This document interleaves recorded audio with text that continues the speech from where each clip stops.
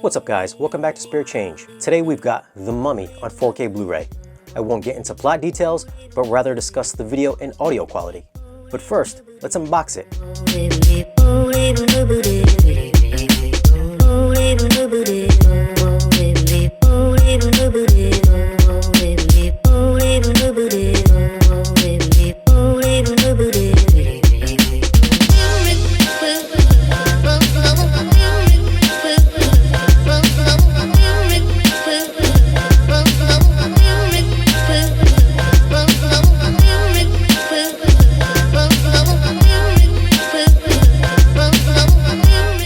Now for some quick tech specs. The movie was shot on 35mm and on the Arri Alexa 65 at 6.5K. It has a 2K DI, runtime is 110 minutes, it's rated PG-13.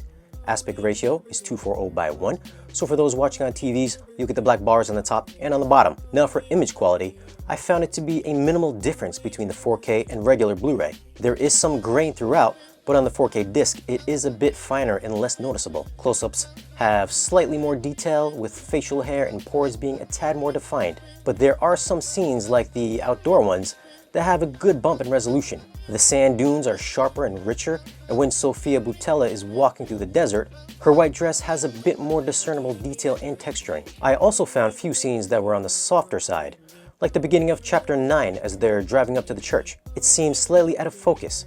HDR adds a little punch to the experience as well. Specular highlights from gunshots and explosions are a little brighter. The orange color palette in the desert scenes are richer and more saturated, and things like the clouds in chapter 6 had more definition thanks to the wider color gamut. A lot of the film happens in the darkness, so there is some better gradational shadow detailing. But there are several times I've noticed blacks were a bit on the muddy side.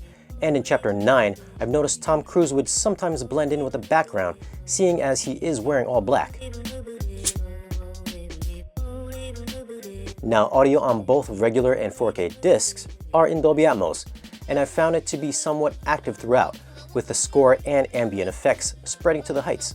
There were a couple of noticeable standout directional moments that really takes place overhead. The plane crash scene as they're falling from the sky, you can hear debris and the plane swirling through each speaker and above. Chapter 10, as the truck is crashing through the woods, you can hear it rolling in the front soundstage and roll up top and to the rear speakers. Bass response was good, but not quite as authoritative as other mixes I've heard recently. Dialogue was always done well and always clear. If you take a listen in chapter 1, when Russell Crowe gives his voiceover, his voice has some real mid-range weight to it and was pretty impressive. So for audio, I'd have to give it a 7.5. It was good, not great. I was hoping it'd have a better bubble of surround. Picture quality, I'd have to go 7.